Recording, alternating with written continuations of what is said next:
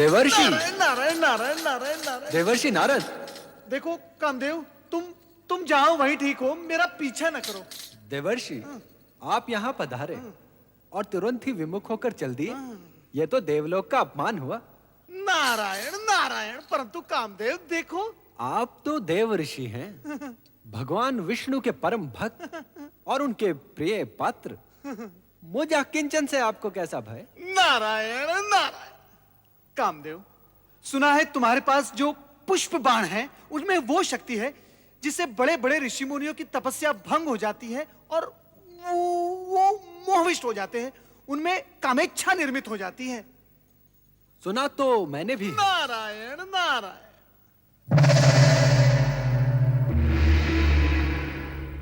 किंतु मैं पुष्प बाण की इस शक्ति को देखना भी चाहता हूँ। किसी सुपात्र पर इसका प्रयोग करना चाहता हूँ। और आप? नारायण नारायण। कामदेव, ऐसा नहीं हो सकता। मैं नारायण भक्त बाल ब्रह्मचारी, प्रयोग के लिए क्या मैं ही शेष रह गया हूँ? ये घृणित विचार तुम छोड़ दो। घृणित विचार? ये आप क्या कह रहे हैं देवऋषि? यदि ये कृत्य घृणित होता तो क्या परमपिता ब्रह्मा मुझे इसकी आज्ञा देते? आप इतने विद्वान हैं, इतने ज्ञानी हैं, फिर भी इतनी सी बात नहीं समझते कि बिना कामिच्छा के जागृत हुए नर नारी एक दूसरे के प्रति आकर्षित कैसे होंगे? और यदि आकर्षित नहीं होंगे तो सृजन कैसे होगा देवऋषि? तुम्हारा तर्क उचित है। तो फिर पहला पुष्प बाण यहां स्वर्गलोक में किसी उचित पात्र पर छोड़ना। हो सकता है प्रयोग ही प्रयोग में कोई स्वर्गिक सृजन ही हो जाए। नारायण नारायण। जहां पहले से ही गीत, संगीत और उन्माद की भावना व्याप्त है, वहां ये पुष्प बाण भला क्या प्रभाव डालेंगे? इनकी शक्ति का प्रमाण देखना है तो इनका प्रयोग किसी इंद्रिय जय, जीवन से विरक्त और साधु मना व्यक्ति पर किया जाए।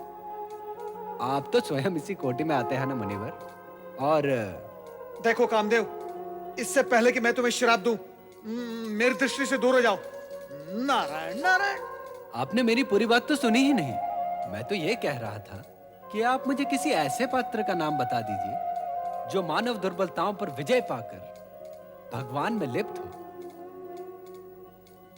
देवर्षि, हर ऐसे स्थान में तो आपका आना जाना लगा ही रहता है जहां प्रभु का नाम लिया जा रहा हो।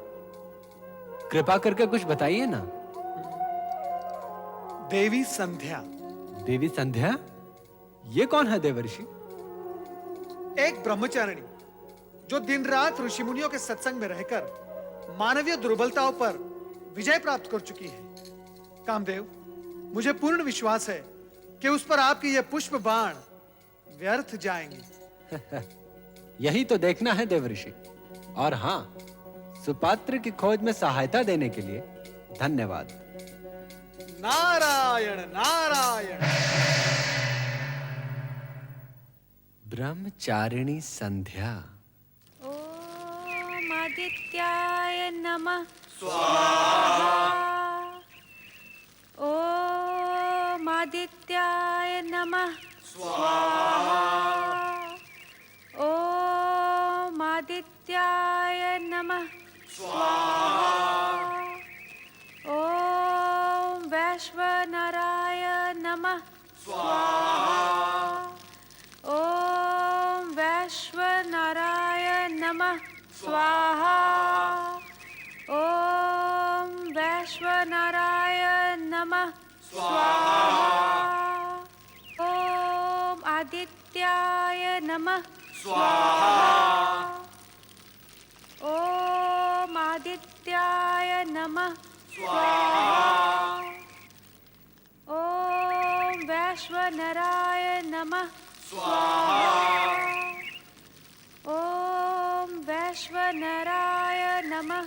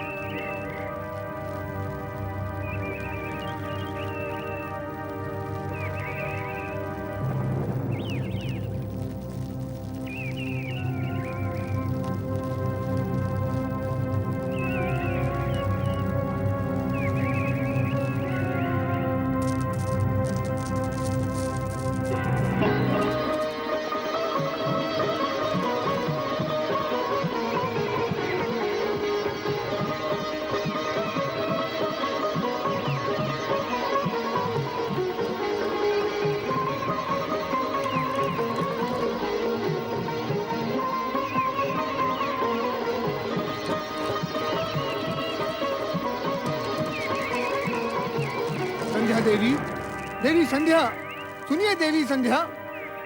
हे ब्रह्मदेव, ये क्या अनर्थ हो रहा है? ओम नमः शिवाय। कामदेव, संध्या,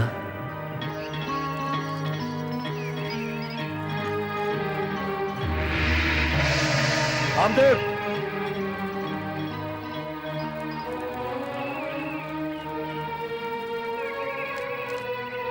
कामदेव, संध्या, हाँ?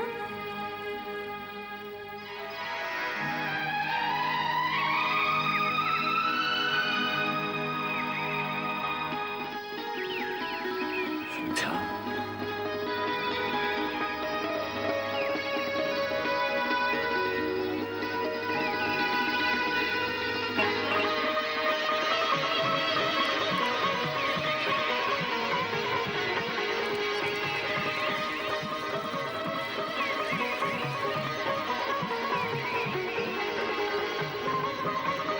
हे भगवान शिव, ये क्या अनर्थ हो रहा है? यदि अरण्यों में स्थित ये पुण्य स्थल भी भोग स्थल बनने लगे तो आप में रमे हम भक्तों का क्या होगा? इस संसार का क्या होगा? हे प्रभु, हमारी रक्षा कीजिए। रक्षा कीजिए प्रभु, रक्षा कीजिए प्रभु, रक्षा कीजिए। हे प्रभु रक्षा कीजिए, रक्षा कीजिए।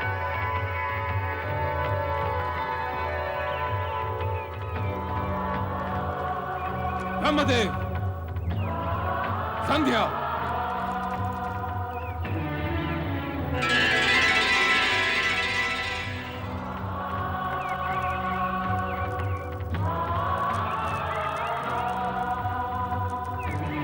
ब्रह्मदेव, सृष्टि रचना के साथ साथ धर्म, नीति, सदाचार आदि का प्रचार तथा उनके नियम पालन के लिए प्रेरणा देना भी आपका ही उत्तरदायित्व है।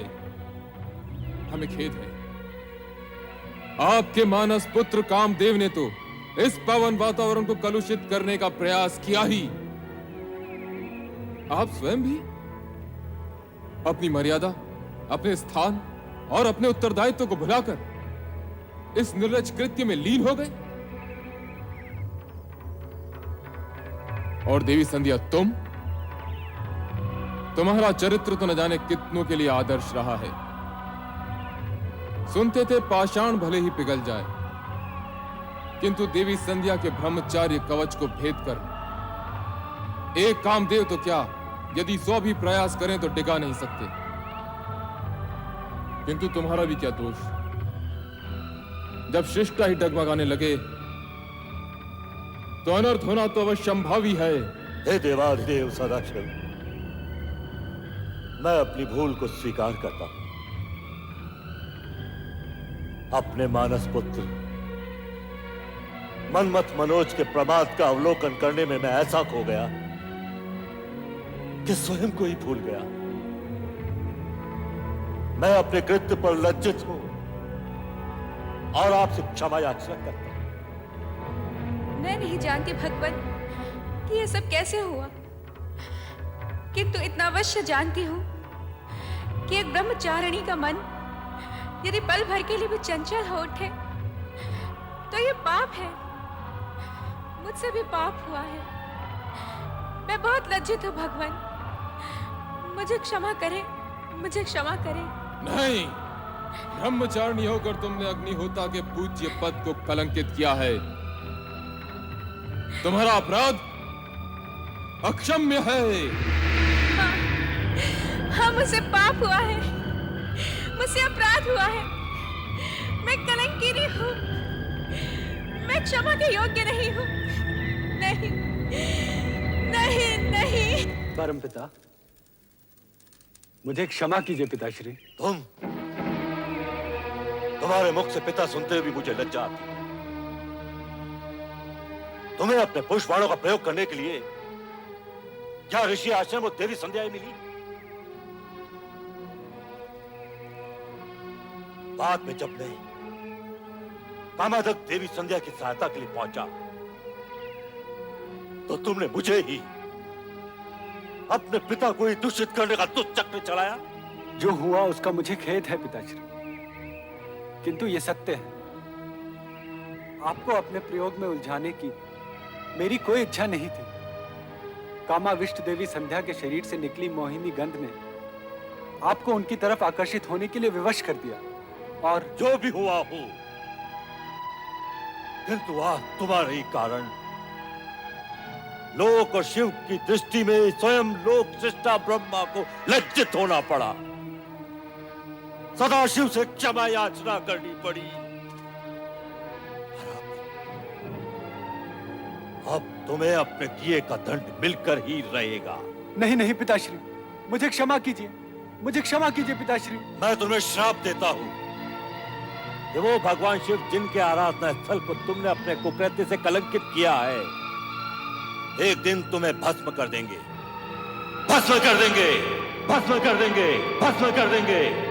नहीं पिताश्री, मेरी रक्षा कीजिए पिताश्री, अपनी संतान की रक्षा कीजिए। नहीं पुत्र नहीं, श्राप तो धनुष से निकले हुए उस बाण की तरह है जिसे लौटाया नहीं जा सकता। एक बात और है, इसी श्राप में तुम्हारा और जगत का कल्याण भी निहित है, अतः इसे श्राप के साथ साथ आशीर्वाद भी समझो।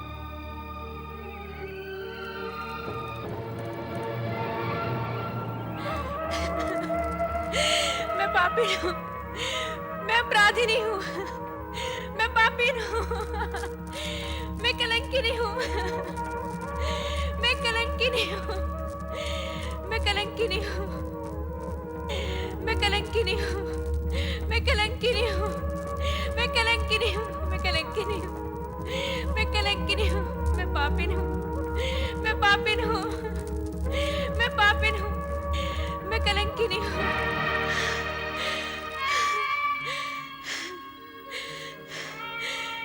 इतने बड़े पाप, इतने बड़े कलंक का बोझ लिए अब मैं ये जीवन कैसे व्यतीत करूंगी? जिस शिव की एक झलक पाने के लिए बरसों से इस जीवन को पुण्य कर्मों में लगाए रखा था, वही शिव आज सामने भी आए तो मात्र ये कहने के लिए कि मेरा पाप अक्षम्य है। अब मेरे जीवन का क्या अर्थ और बिना अर्थ के ये जीवन कैसा?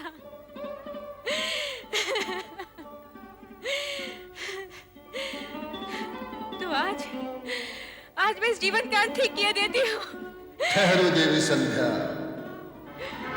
इस तरह स्वयं को समाप्त करने का तुम्हें कोई अधिकार नहीं। तुम ब्रह्मदेव की मानस पुत्री हो, तुम अपनी भूल का प्रायश्चित भी वैसे ही करोगी जैसे ब्रह्मा जी चाहेंगे।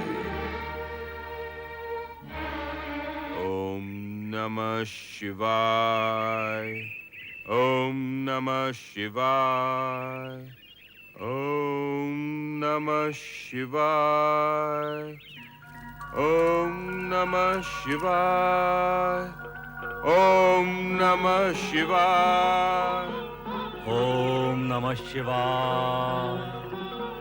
ब्रह्मा जी, ऋषि श्रेष्ठ वशिष्ठ, प्रणाम देव। सृजनकर्ता ब्रह्मा जी, मेरे आश्रम में पदार्पण करके आपने मुझे कृतार्थ किया। आसन ग्रहण करके जलपान करे देव। हम तुम्हारे पास चिंता युक्त आए हैं। हमारे ही मानस पुत्र कामदेव से आज एक बहुत बड़ा अपराध हुआ है। उसने महर्षिणी संध्या को अपने पुष्पबाण से कामावेशित कर दिया, जिससे आश्रम का वातावरण दूषित होने लगा। तब देवादिदेव श्री शिव शंकर ने एक ऋषि के आह्वान पर देवी संध्या को बहुत प्रताड़ित किया। पाप बोझ से लज्जित संध्या अपने जीवन का अंत करने ही वाली थी, किंतु उसे यह कहकर रोक दिया गया कि देह त्यागने से उसके पापों का प्रायश्चित नहीं होगा। आपकी बातों से ऐसा लगता है सृजनहार कि देवी संध्या ने ये भूल जानबूझकर नहीं की। हे ब्रह्मा जी, आपसे प्रार्थना है कि आप देवी का मार्गदर्शन करें और उन्हें प्रायश्चित करने का उपाय बताएं। मात्र एक उपाय है, वो है देवादिदेव श्री शिव शंकर के क्रोध को अपनी तपस्या से शांत करना। तुम्हारे पास हम इस कारण से आए हैं कि तुम देवी संध्या के पास जाओ, शिव महिमा और शिव तपस्या की विधि से उन्हें अवगत कराओ। जो आज्ञा परमदेव।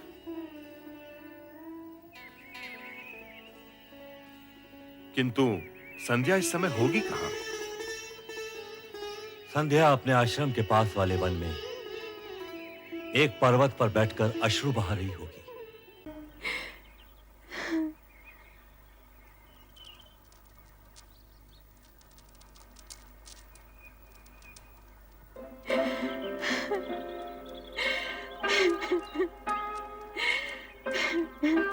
देवी संध्या, मैं वशिष्ठ ऋषि हूं। सृष्टिकर्ता ब्रह्मा जी ने मुझे तुम्हारे पास तुम्हारे क्रोध शोभ शमन के निमित्त भेजा। जब मेरे इष्ट देव शिव शंकर जी मुझसे कुपित हो गए हैं, तो मेरे इस जीवन का अर्थ ही क्या है? क्रोध शोभ शमन के उपरांत भी मेरे होने का क्या प्रयोजन? तुम्हारी प्रश्न पहली में ही तुम्हारा उत्तर भी है, अर्थात इष्ट देव शिव शंकर जी का कोप यदि तुम्हारा दुख है तो उन्हीं की प्रशंसा से तुम्हारा सुख भी हो सकता है। उनके कोप को शांत करने के लिए मुझे क्या करना होगा? देवादिदेव शिव शंकर जी की तपस्या। शिव शंकर जी अकेले ही धर्म अर्थ काम मोक्ष के आदि कारण है, आदि सृष्टा है, अद्वितीय है, पुरुषोत्तम है। उनसे तुम्हें सब कुछ मिल जाएगा। ओम नमः शिवाय इस मंत्र का जाप तब तक करती रहो जब तक शिव जी स्वयं प्रकट होकर तुम्हारा उद्धार करने के लिए बाध्य न हो जाए। मैं अवश्य करूंगी। अपने चित्त में ऐसा शुभ उद्देश्य लेकर तुम देवादिदेव शिव शंकर जी का चिंतन करो कि वो तुमसे प्रसन्न होकर स्वयं तुम्हें तुम्हारा अभिष्ट फल प्रदान करे। आपके मार्गदर्शन के लिए मैं अत्यंत आभारी हूँ। आपके आदेशानुसार शिव आराधना करके देवाधिदेव शिव शंकर जी को मैं अवश्य प्रसन्न करूंगी।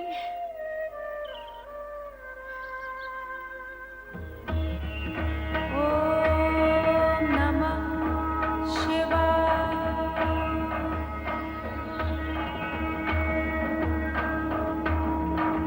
ओम नमः शिवाय। ओम नमः शिवाय। ओम नमः शिवाय। ओम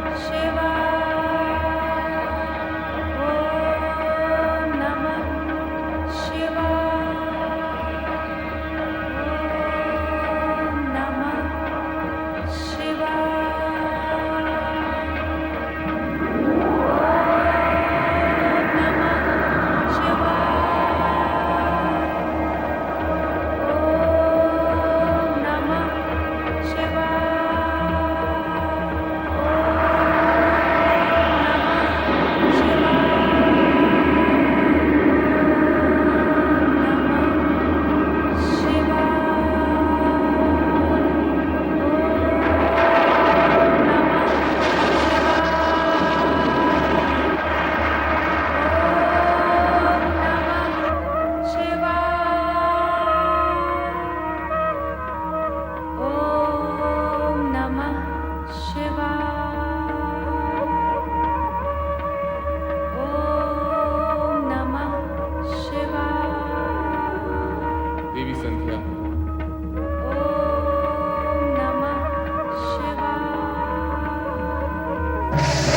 देवी संध्या,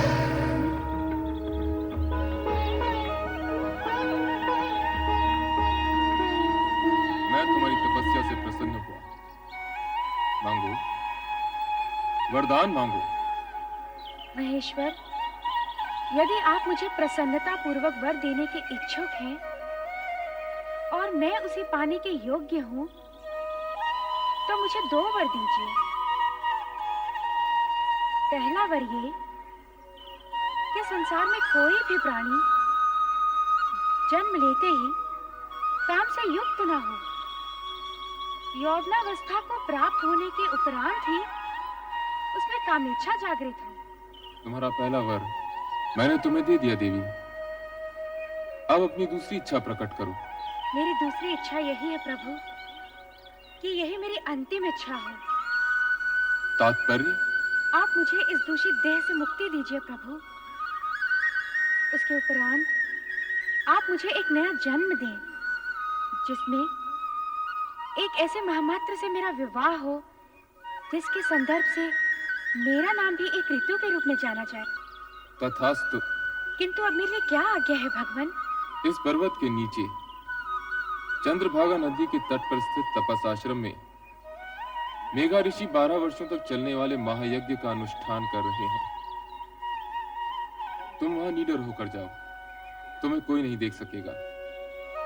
तदुपरांत तुम्हारे मन में जिस पुरुष को पति रूप में पाने की इच्छा है, उसे हृदय में धारण किए अपने शरीर को यज्ञ की आहुति बनाकर अग्नि में होम देना। फिर वही अग्नि तुम्हारी जननी भी होगी, अर्थात तुम्हें एक नया जन्म मिलेगा।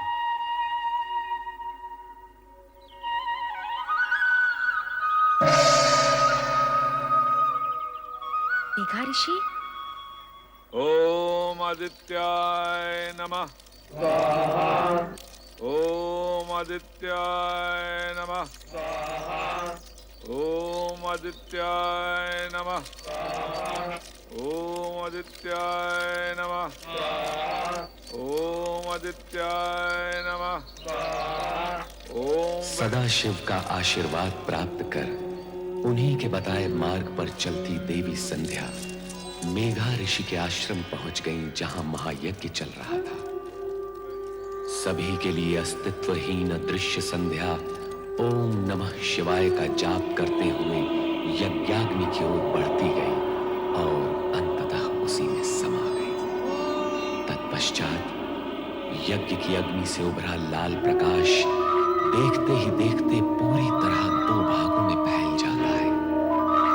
इस प्रकार संध्या का अस्तित्व 2 भागों में बट गया, प्रातः संध्या और सायं संध्या।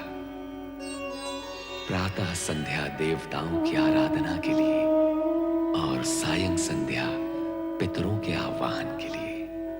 2 क्षितिजों में फैली संध्या के दृश्य पर ओम नमः शिवाय के स्वर गूंजते हैं।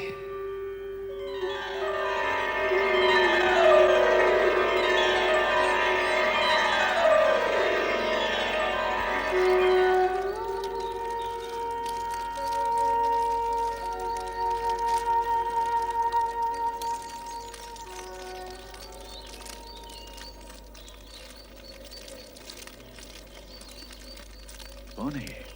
कौन नारी है ये? प्रणाम ऋषिवर। कौन मायावी हो तुम? इस पवित्र अग्नि से प्रकट होने की धृष्टता तुमने कैसे की? क्यों की? क्या प्रयोजन है तुम्हारा? उत्तर दो। मैं आपकी पुत्री हूँ पितृवर, आपके आशीर्वाद की आकांक्षिणी हूँ। धर्म, नीति, मर्यादा और व्यवहार के नाते मैं तुम्हारे प्रणाम और चरण स्पर्श के लिए तुम्हें दीर्घायु और सदैव प्रसन्न रहने का आशीर्वाद तो दे सकता हूँ, किंतु अकारण पितृत्व का अधिकार नहीं दे सकता। भला तुम मेरी पुत्री और मैं तुम्हारा पिता कैसे हुआ? भगवान शिव की अनुकंपा और कृपा के कारण ही यह संबंध स्थापित हुआ है पितृश्रेष्ठ। कल्याणी, बार बार मुझे पिता संबोधित कर। क्या तुम मेरे पितृभाव की परीक्षा ले रही हो? आप त्रिकालदर्शी हैं। आपको इस सत्य का ज्ञान तो अवश्य होगा कि मैं कौन हूँ, और आपको ये भी ज्ञात होगा कि आपकी परीक्षा लेने की क्षमता मुझ में नहीं है। हाँ भागे, क्या तू हमारे ज्ञान और जप तप को चुनौती देने आई है? नहीं पितृवर, नहीं। पुत्री अपने पिता के प्रति ये दुष्टता कैसे कर सकती है? फिर वही प्रलाप, पुत्री पुत्री पुत्री। कब, कहाँ और कैसे प्रमाणित हुआ कि तुम मेरी पुत्री हो? दुर्भाग्य है मेरा कि अपने पिता के सम्मुख उनकी पुत्री होना मुझे प्रमाणित करना पड़ रहा है। यदि आपकी आज्ञा हो तो मैं कुछ निवेदन करूं। करो, किंतु मुझे पिता और स्वयं को पुत्री ना कहते हो।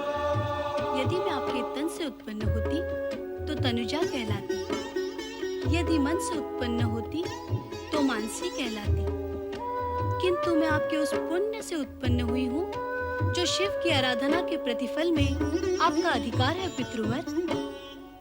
मैं पुण्यजा हूँ पितृवर।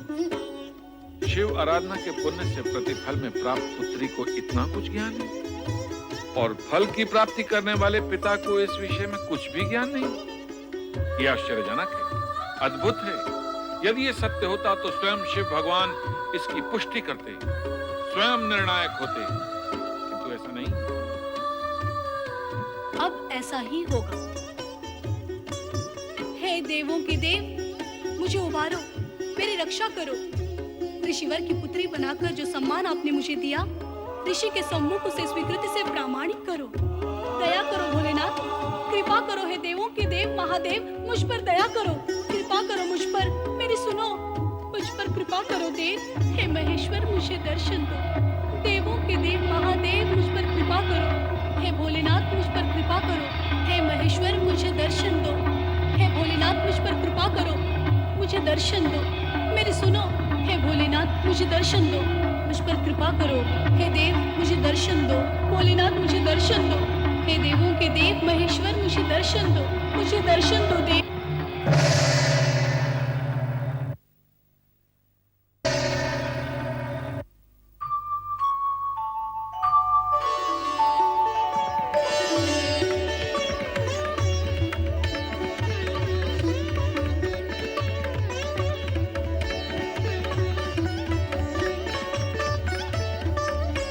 मेघ ऋषि, मेरा प्रकट होना पर्याप्त है अथवा भी आपको प्रमाण की आवश्यकता है? आपके प्रकट होने से ही सत्य प्रकट हो गया भोले भंडारी। तो फिर अपनी पुत्री का नामकरण कीजिए, उसे आशीर्वाद दीजिए। प्रभु, मैं आपकी आधी आज्ञा का ही पालन कर पाऊंगा। इसका नामकरण करके आशीर्वाद देने का कार्य तो स्वयं आप ही करेंगे। सूर्य की आभा है इसके मुख, अर्थात अरुण जैसी धरती से इसका मुखमंडल दीप है। इसलिए मैं इसका नाम अरुणधति निश्चित करता हूं। भगवान शिव शंकर की जय, देवी अरुंधति की जय, भगवान शिव शंकर की जय, देवी अरुंधति की जय। मेघा ऋषि, आपको देवी अरुंधति जैसी पुत्री प्राप्त हुई, इस सौभाग्य के लिए बधाई। अब इसका विवाह सप्त ऋषियों में विशिष्ट ऋषि वशिष्ठ के साथ कर इसके नाम को अमरता प्रदान करें। जो भगवान शिव शंकर की जय, भगवान शिव शंकर की जय, भगवान शिव शंकर की जय। कितना शुभ दिन है आज। वशिष्ठ मुनि के साथ देवी अरुंधति का विवाह हो रहा है।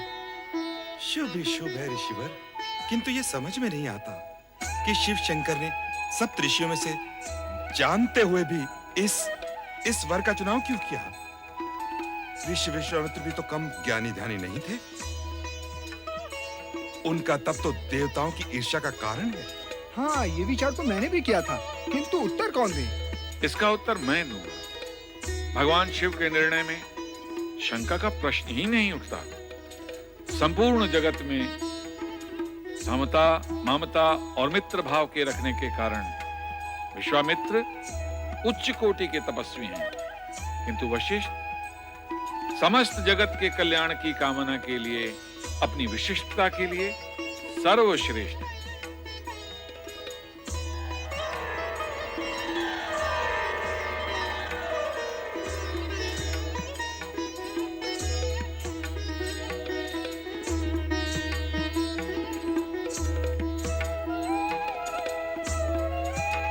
हे प्रभु, इस शुभ घड़ी में आपके आगमन की हम व्यग्रता से प्रतीक्षा कर रहे थे। ऋषिवर, पुत्री अरुंधति को मंडप में लाइए।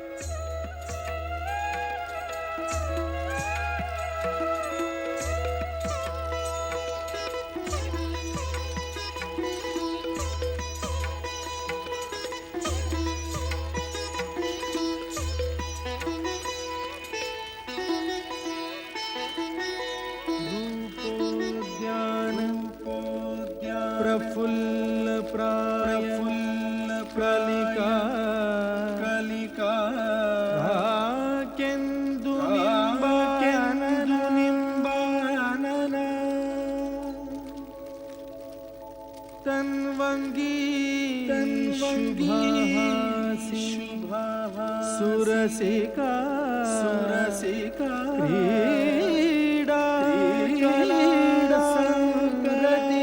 संरतिः शोभावारिधिनि मूल्यमणि लावण्यलीलामणि शंछायाभाषिणि मृगदृगी भूयात् सदा गलम्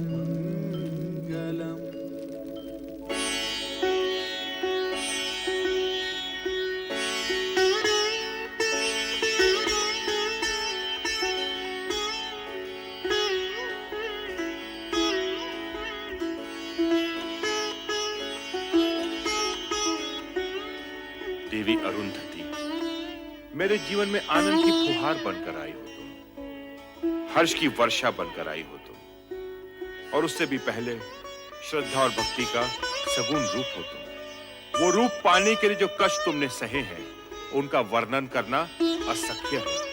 तुम महान हो, श्रद्धा की पात्र हो, मेरा तुम्हें बार बार नमन। मुझे लज्जित न करिए स्वामी।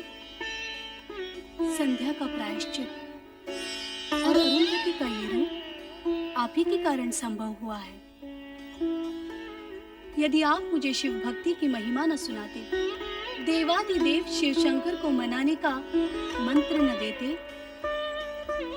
तो आज हम दोनों का इस रूप में मिलन न होता। स्वामी, इस प्रकार जो भी हुआ है, उसका संपूर्ण श्रेय आप ही को जाता है। इसका संपूर्ण श्रेय देवादिदेव शिव शंकर जी को जाता है, मुझे नहीं। जगत में जो कुछ हो चुका है, जो हो रहा है और जो होने वाला है, वो सब कुछ देवादिदेव की इच्छा के अनुसार ही होता है। सर्व कर्मों के कर्ता धर्ता श्री शिव ही हैं। संसार में सुख दुख का सामना करने का एक ही महामंत्र है, जो असंभव को संभव, अप्राप्य को प्राप्य कर दिखाता है, और वो महामंत्र है ओम नमः शिवाय, ओम नमः शिवाय, ओम नमः शिवाय, ओम नमः शिवाय, ओम नमः शिवाय, ओम नमः शिवाय, ओम नमः शिवाय, ओम नमः शिवाय, ओम नमः शिवाय, ओम नमः शिवाय, ओम नमः शिवाय, ओम नमः शिवाय, ओम नमः। स्वामी, ये क्या हो गया है आपको? जब से आपने संध्या पर पुष्प बाण का प्रयोग किया है, इसी तरह खोए खोए से दिखाई दे रहे हैं। केवल ओम नमः शिवाय मंत्र का ही जाप किए जा रहे हैं। स्वामी, यदि इस तरह आप ही विरक्त रहे तो मेरा क्या होगा? मैं भयभीत हो गया हूं प्रिय। भयभीत? किंतु किस कारण? मैंने संध्या पे जो पुष्प बाण का प्रयोग किया था, उसके परिणाम से तो तुम भली भांति परिचित हो।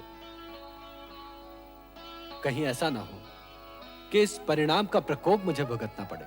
नहीं स्वामी, आपने तो केवल अपने कर्तव्य का पालन किया है, और कर्तव्य भावना से ऊंचा होता है।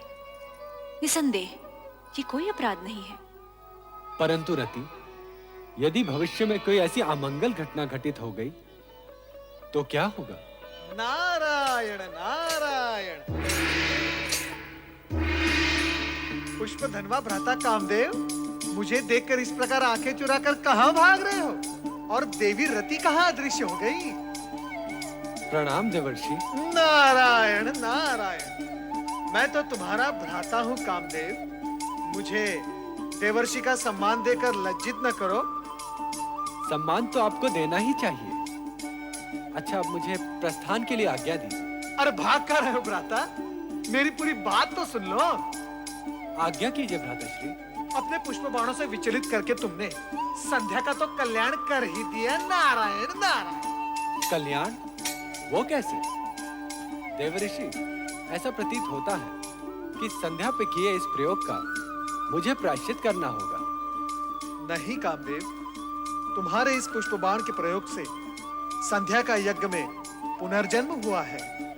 इस प्रकार संसार को 2 संध्याएं प्राप्त हुई हैं, एक प्रातः संध्या और एक सायं संध्या। आपके कहने का तात्पर्य ये है कि संध्या की रचना में मेरा भी योगदान है? निश्चित ही। केवल इतना ही नहीं, संध्या महासती अरुंधति के रूप में महर्षि वशिष्ठ की पत्नी बन गई है। भ्राता, अब अपने पुष्प बाणों का प्रयोग किस पर करने की सोच रहे हो? देवर्षि, मुझे ये चिंता सताई जा रही है कि कहीं मेरे पुष्प बाणों के प्रयोग से किसी का अनर्थ ना हो जाए। अर्थात ये कि अब मैं अपने पुष्प बाणों का प्रयोग सोच समझ कर करूंगा, जिससे भविष्य में मैं किसी विपदा में न उलझूं। भ्राता, व्यर्थ की चिंता न करो। वर्तमान तो उज्जवल है ही, और भविष्य चराचरपति शिव शंकर के अधीन है, और यही सनातन सत्य है। मेरी बात मानो। परमपिता ब्रह्मा ने जो तुम पर दायित्व सौंपा है, उसे अपना कर्तव्य मान पुष्प बाणों का उचित समय पर उपयोग करते चलो। यही तुम्हारा धर्म है और कर्म भी। नारायण नारायण। ओम नमः शिवाय। ओम नमः शिवाय। परमपिता ब्रह्मदेव की जय हो। ओम नमः शिवाय। आओ नारद, तुम्हारा स्वागत है पुत्र। देवर्षि, इस बार क्या समस्या लेकर आए हैं? समस्या नहीं, मन में एक प्रश्न लेकर आपके दर्शन के लिए आया हूं मैं परमपिता। तुम तो स्वयं साक्षात प्रश्न हो। तुम्हारे आने का अर्थ है प्रश्न सन्मुख आ गया। पूछो, क्या पूछने के इच्छुक हो? मैं अभी अभी भ्राता कामदेव से मिलकर आ रहा हूं। संध्या प्रकरण के पश्चात वे अत्यंत विचलित रहने लगे हैं। अब वे अपने पुष्प बाणों का उपयोग करने से भयभीत होते हैं। ये उचित ही है नारद। उस समय तो कामदेव किसी तरह बचकर भाग निकला, किंतु अब उसे बहुत सोच समझकर अपने पुष्प बाणों का प्रयोग करना होगा। कामदेव को विवेक से अपनी शक्ति का प्रयोग करना चाहिए। आप सत्य ही कह रही हैं देवी सरस्वती, परंतु कामदेव ने अपने पुष्प बाणों का जो प्रयोग संध्या पर किया था, वो तो शुभ ही रहा। देवी संध्या अब सती अरुंधति बन गई है और ऋषि वशिष्ठ के आश्रम की शोभा बढ़ा रही है। हाँ, सो तो है। भगवान शिव के प्रत्येक कार्य का उद्देश्य उत्तम होता है, चाहे कुछ समय के लिए वो दुखदायी ही क्यों ना दिखाई दे। देवी, मेरे पहले प्रश्न का समाधान तो हो गया, परंतु दूसरा प्रश्न क्या है, वो भी पूछ लो। आपकी पौत्री, मेरी भतीजी दक्ष पुत्री सती बेचारी अपने पिता की इच्छा के विरुद्ध शिव आराधना कर रही है, उसका क्या होगा? शिव आराधना का परिणाम तो कल्याणकारी ही होता है। इस विषय में कभी कोई शंका मन में मत लाओ नारद। परंतु आप भ्राता दक्ष को समझाते क्यों नहीं कि सती की शिव भक्ति का विरोध करना छोड़ दे? ये असंभव है नारद। दक्ष अपना स्वभाव कभी नहीं छोड़ेंगे। अर्थात सती को अपने तप के बल पर ही पिता के विरोध का सामना करते हुए अपना अभीष्ट प्राप्त करना होगा। हाँ नारद, जो हो रहा है शिव की इच्छा से हो रहा है। तुम इस विषय में चिंता करना और प्रश्न उठाना